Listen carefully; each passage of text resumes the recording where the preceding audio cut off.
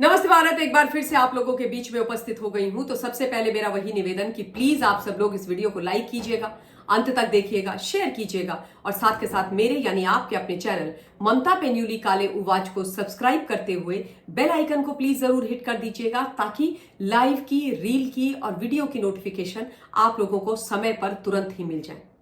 बात एक बार फिर से बच्चन परिवार की जाएगी। अभिषेक और ऐश्वर्या के तलाक की जो खबरें हैं वो लगातार सुर्खियां बटोरती जा रही हैं। हेडलाइंस, मीडिया और सोशल मीडिया दोनों जगह ही ये कपल बना रहा है, हर दिन बना रहा है और कोई ना कोई नई खबर, कोई ना कोई नई डेवलपमेंट इस मामले में आ जाती है। हम सबकी प्यारी जोड़ी है और जब भी कोई परिवार टूटता है तो दुख होता है, क्योंकि हम भारतीय हैं भाई। हमारे यहाँ पर परिवारों की बहुत अहमियत होती है और तलाक जब होते हैं तो दुख होता है। आपके घर में हो, आपके रिश्तेदारी में हो, समाज में हो। फिर ये तो वो जोड़ी है जिनको हम सब ने बड़े पर्दे में देखा है, एक साथ नहीं, अलग अलग, और एक साथ भी देखा है। अब इस पूरे परिवार की जो सबसे महत्वपूर्ण कड़ी है वो है अमिताभ बच्चन जी। अमिताभ बच्चन जो आपके, मेरे, हम सब के फेवरेट एक्टर सदियों से रहे। और अमिताभ बच्चन जब कुछ बोलते हैं तो वो चीज सीरियस हो जाती है, उस चीज पर सब लोग ध्यान देते हैं, भारतवर्ष का प्रत्येक व्यक्ति ध्यान देता है। और अब अमिताभ बच्चन ने भी, ऐसा लग रहा है मानो इन दोनों के जुदा होने के ऊपर एक मोहर सी लगा दी।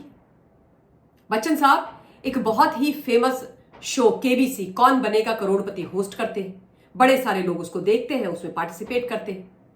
अब केबीसी के 2-3 एपिसोड में ऐसी चीजें हुई हैं जिससे पता लग गया कि भाई सब कुछ ठीक नहीं है। अभिषेक और ऐश्वर्या अलग हो गए हैं। एक तरफ ऐश्वर्या और आराध्य है और दूसरी तरफ पूरे का पूरा बच्चन परिवार है।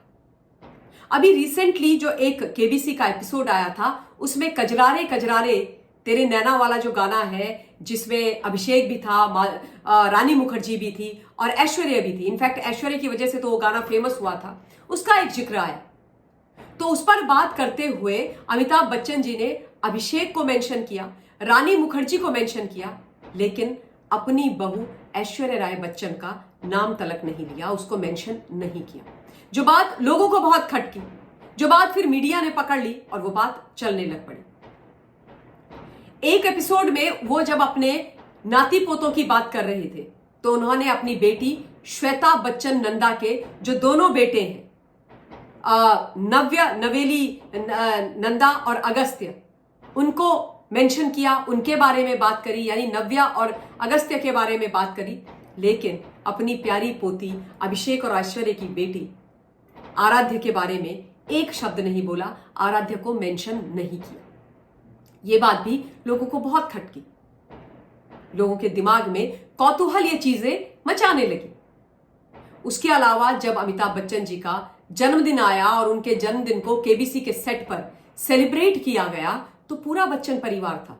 एंड व्हेन आई से पूरा बच्चन परिवार था, उसमें आराध्य और ऐश्वर्या राय बच्चन नहीं थे, बाकी सब लोग थे, लेकिन बहू और पोती दोनों ही मिसिंग थे। तो तब से ये जो 3 महत्वपूर्ण चीजें हुई, तब से ये बात साफ हो गई कि बच्चन परिवार में अब आराध्य और ऐश्वर्या नहीं है। देखिए, मैं ये भी सोच रही थी जब ये तमाम चीजें मेरे संज्ञान में आई कि हो सकता है कि अमिताभ बच्चन जी ने ऐश्वर्या का, आराध्य का, दोनों ही मौकों पर नाम इसलिए भी ना लिया हो कि अननेसेसरी कोई कंट्रोवर्सी ना हो जाए, अननेसेसरी कोई प्रश्न ना पूछ ले, एम्बैरेसमेंट उनके लिए अंदर ही सेट में ना हो जाए, कोई जो लोग बैठे हुए हैं वो कुछ ना पूछ ले। यद्यपि अमिताभ बच्चन जी से कोई डायरेक्टली कुछ पूछे ऐसा होता नहीं है, और अगर पूछेंगे भी तो I think it's not a live show, it is a recorded show, वो कट भी सकता है। मैं सिर्फ I was just thinking allowed, I was just brainstorming कि क्या क्या हो सकता है, क्योंकि परिवार की बात है। लेकिन खैर, अब ये 3 चीजें जो मैंने गिनाई वो इतनी महत्वपूर्ण है कि उनसे साफ हो गया है कि दोनों अलग हो चुके हैं, दोनों की राहें जुदा हो चुकी हैं और अमिताभ बच्चन जी ने इस पर एक कंफर्मेशन वाली जो मोहर आप कह सकते हैं वो लगा दी। जया बच्चन जी से तो खैर मेरे बड़े डिफरेंस ऑफ ओपिनियन रहते हैं, I don't agree with her, राजनीतिक तौर पर तो कतई भी नहीं। तो जया बच्चन जी कुछ बोले ना बोले उससे मुझे कोई फर्क नहीं पड़ता, पर हाँ जब अमिताभ बच्चन जी बोलते हैं तो वो बात में एक वेट होता है और उसको हम सब लोग सोचने पर मजबूर हो जाते हैं। अभिषेक के ऐश्वर्या के साथ जो संबंध खट्टे हुए हैं उनमें कई चीजें निकल करके आ रही हैं। निमृत कौर वाली बात मैं आप लोगों को कई बार बता चुकी हूं। यह भी कहा जाता है कि श्वेता और जया बच्चन भी एक कारण है।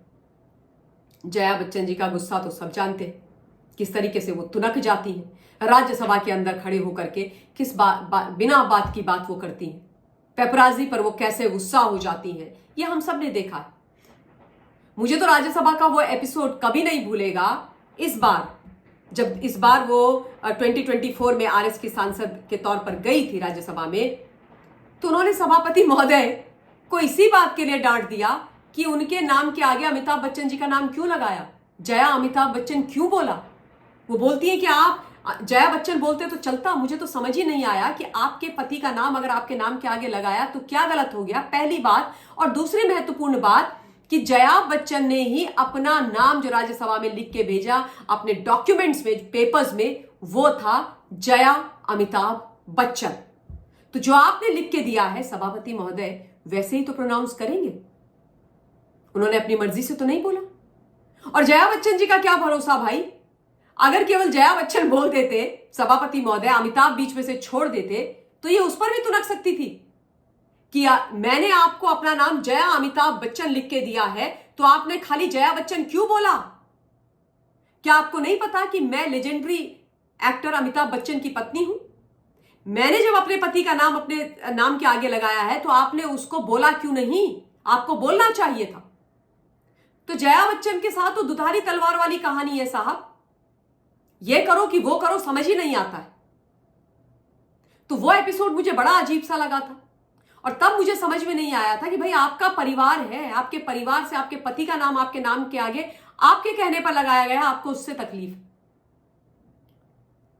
तो इससे एक बात साफ हो जाती है कि परिवार में परिवार के लोग साथ में हैं, उससे पता नहीं उनका कितना सरोकार है। दो it is their internal matter कि वो क्या सरोकार है कि नहीं तो मुझे नहीं पता, लेकिन हाँ ये बात मैं दोबारा से बोलूंगी कि जब आप कोई भी सेलिब्रिटी होते हो, आप कोई इंटरटेनर होते हो, आप पॉलिटिशियन होते हो, आप कोई ऐसा फिगर होते हो जो समाज के अंदर होता है, समाज के द्वारा, लोगों के द्वारा बनाया हुआ होता है, तो फिर आपकी जो व्यक्तिगत जिंदगी होती है वो भी समाज का हिस्सा होती है। लोग आपकी व्यक्तिगत जिंदगी को जानना चाहते हैं, उसमें कुछ ऊपर नीचे अच्छा बुरा होता है तो उसमें हिस्सा लेते हैं और उसमें बोलते भी हैं।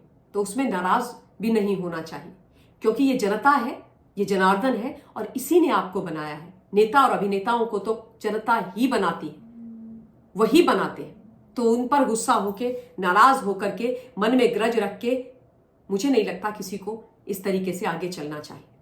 आप लोग अपना पॉइंट ऑफ व्यू कमेंट के माध्यम से अवश्य इस मामले में भेजिएगा। मैं इस वक्त इस वीडियो के लिए अपनी वाणी को विराम दे रही हूं, फिर से आप लोगों के बीच में उपस्थित होंगी। Till then take care of yourself. जय हिंद, वंदे मातरम।